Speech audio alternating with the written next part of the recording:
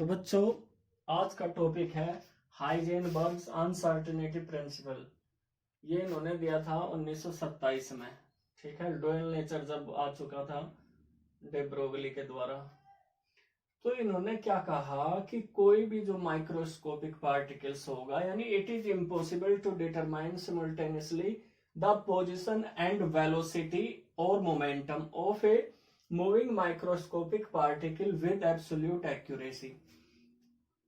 इन्होंने अपनी थ्योरी या प्रिंसिपल सिद्धांत में क्या कहा कि जो घूमता हुआ न्यूक्लियस के चारों ओर इलेक्ट्रॉन है, बहुत छोटा कोई पार्टिकल्स है, बिल्कुल एक्यूरेसी के साथ आप उसकी एक टाइम में वेलोसिटी या फिर पोजीशन पता नहीं कर सकते, यानी कि डेफिनेट नहीं होगी। जो बोर्ड ने कहा था कि पोजीशन और उसका जो वेलोसिटी होती है वो डेफिनेट होती है और दोनों को आप एक साथ पता कर सको, तो बोर को इन्होंने यहाँ क्या कर दिया, खारिज कर दिया उनके उस प्रिंसिपल को, उस थ्योरी को, जिसमें उन्होंने कहा था कि जो इलेक्ट्रॉन्स होता है वो न्यूक्लियस के चारों ओर डेफिनिट पोजीशन में होगा। ठीक है, तो इन्होंने कहा बिल्कुल नहीं, जो बहुत छोटा सा पार्टिकल्स होगा, माइक्रोस्कोपिक यानी बहुत सूक्ष्म जो पार्टिकल्स होता है, उसकी पोजीशन और उसकी जो वेलोसिटी है उसे एक साथ कैलकुलेट आप एक्यूरेसी के साथ नहीं डिटरमाइन कर सकते। ठीक है, या कैलकुलेट नहीं कर सकते या डिटरमाइन नहीं कर सकते, उसकी पोजीशन और वेलोसिटी को एक साथ आप डिफाइन नहीं कर सकते।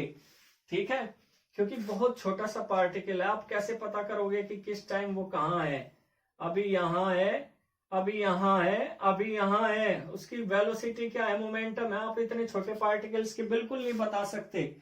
तो बोर को इन्होंने यहाँ क्या कर दिया, खारिज कर दिया उनका थ्योरी कि जो इलेक्ट्रॉन्स होता है उसकी पोजीशन डेफिनिट है। ठीक है, पोजीशन और वेलोसिटी को एक साथ डिफाइन नहीं किया जा सकता, ये इन्होंने अपने प्रिंसिपल में कहा।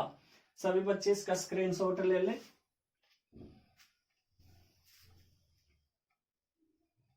और इन्होंने एक मैथमेटिकल फॉर्मूला दिया, delta X into delta V greater than is equal to H upon 4 pi M. ठीक है, ये क्या है, पोजीशन, और ये क्या है, वेलोसिटी। चलो मैं अलग से लिख दूंगा, वेयर,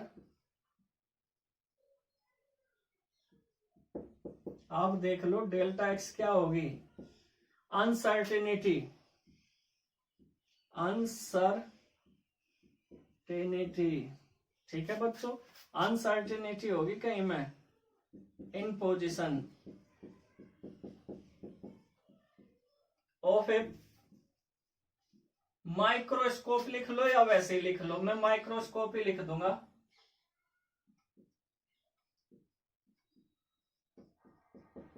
पार्टिकल।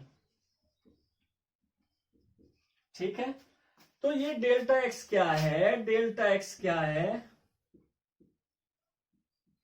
डेल्टा एक्स क्या है, ये अनसर्टेनिटी है पोजीशन में एक माइक्रोस्कोपिक पार्टिकल्स की, और ये डेल्टा वी वेलोसिटी है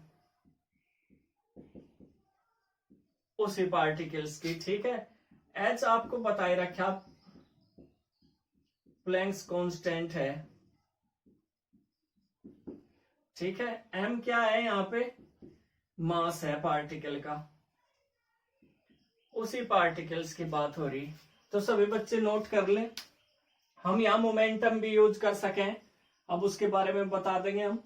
ठीक है, ये क्या कह रहे हैं कि जो अनिश्चितता है, अनसर्टेनिटी है पोजीशन में और वेलोसिटी में, greater than is equal to होगी हमेशा एच अपॉन 4 पाई एम। ठीक है, ये प्लैंक कांस्टेंट है, ये मास है पार्टिकल्स का, ये वेलोसिटी है और ये पोजीशन है। यानी जो माइक्रोस्कोपिक पार्टिकल्स है उसकी पोजीशन और उसकी वेलोसिटी में क्या होगी बच्चों, अनसर्टेनिटी होगी, अनिश्चितता होगी, उसे आप एक साथ डिटरमाइन नहीं कर सकते। ठीक है, ये हम आपको अभी दिखाओगे भी। आप इस फॉर्मूले को मैं बता रहा एक तरीके से और लिख सको, जैसे अभी बताया, delta X into delta P greater than is equal to H upon 4 pi. ठीक है, ये क्या होगा, मोमेंटम, ये क्या होगा, मोमेंटम। तो आप इसे इस तरीके से भी लिख सकते हो। तो सबसे पहले हम ये देखें, जो हाइजेनबर्ग ने कहा क्या जो मैक्रो यानी जो बड़े पार्टिकल्स हैं जैसे हम ही हैं, डेली लाइफ में हम इसे अप्लाई कर सकते हैं या नहीं कर सकते। तो हमने एक बॉल ले ली,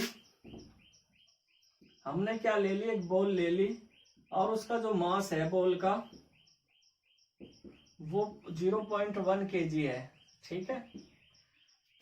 अब हम देखेंगे इसकी वैल्यू इसमें रख के, H 6.626 into 10⁻⁻34 kilogram metre square पर सेकंड, 4 इंटू 3.14, ये पाई की वैल्यू है, सभी बच्चों को पता होगा, 0.1 kg, kg से kg गया। अगर हम इसे कैलकुलेट करें तो 5.28 into 10⁻⁻34 metre square second inverse आता है। तो आप ये देखो इसकी वैल्यू कितनी, जो इनमें अनसर्टिनिटी है पोजीशन और वेलोसिटी में, वो बहुत ही नेग्लिजिबल है। यानी हमारी जो डेली लाइफ में अगर आप देखो मैक्रो यानी जो बड़ा पार्टिकल्स होगा, चाहे बॉल भी देखो हमने बहुत छोटे उसके लिए, तो हमारी डेली लाइफ में इसमें कोई अनसर्टिनिटी नहीं होगी, यानी हमारी पोजीशन और वेलोसिटी का एक साथ निर्धारण किया जा सकता है। सिर्फ और सिर्फ ये क्या है, छोटे पार्टिकल्स के लिए है, जो माइक्रो यानी सूक्ष्म पार्टिकल्स होते हैं उन्हीं पर उनकी पोजीशन और वेलोसिटी एक साथ आप कैलकुलेट या डिटरमाइन नहीं कर सकते। लेकिन जैसे हम बड़े पार्टिकल्स हैं डेली लाइफ में जो भी हैं, ठीक है, उनके लिए अनसर्टिनिटी नेग्लिजिबल है। यानी आप उनकी पोजीशन, जैसे मेरी पोजीशन और वेलोसिटी का आप पता कर सकते हो, लेकिन जो बहुत छोटा पार्टिकल्स है, एटम है, इलेक्ट्रॉन्स है, आप उसकी पोजीशन और वेलोसिटी को एक साथ डिटरमाइन नहीं कर सकते। हम अभी चेक कर लेंगे, इलेक्ट्रॉन के लिए देख लेंगे। जो इलेक्ट्रॉन होता है बच्चों, उसका मास कितना हो इलेक्ट्रॉन का, आप सभी को पता,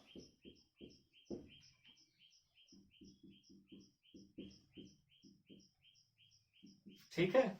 अब आप सभी बच्चे इसमें रख के देखो इसकी वैल्यू कितनी होगी, सभी बच्चे कैलकुलेट करो। H की कितनी, 6.626 into 10⁻⁻34 kilogram metre square second inverse, 4 into pi है 3.14, और ये है 9.1 इंटू 10⁻⁻31 kg। तो kg से kg कट गया, ये आ गया 5.79 into 10⁻⁻5 metre square second inverse. तो जो एक माइक्रोस्कोपिक पार्टिकल्स है जैसे इलेक्ट्रॉन है, तो उसकी पोजीशन और वेलोसिटी में जो आप अनसर्टेनिटी देख रहे वो बहुत ज्यादा है, ठीक है। 10⁻⁻5 10⁻⁻34 बहुत ज्यादा डिफरेंस होता है, बहुत बड़ी वैल्यू है उसके रिलेटिवली। तो जो इलेक्ट्रॉन यानी माइक्रोस्कोपिक पार्टिकल्स होंगे, बहुत छोटे जो पार्टिकल्स होंगे,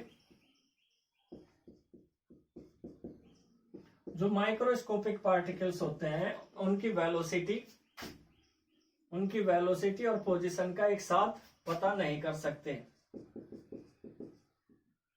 पोजीशन और वेलोसिटी आप एक साथ डिटरमाइन नहीं कर सकते, ठीक है। तो ये हाइजेनबर्ग का अनसर्टेनिटी प्रिंसिपल था कि बहुत छोटे जो पार्टिकल्स हैं, और इसी के साथ जो थ्योरी थी बोर की, ये कि जो पोजीशन होती है इलेक्ट्रॉन की वो डेफिनेट होती है, वो खारिज होगी, ठीक है। सभी बच्चे नोट कर ले।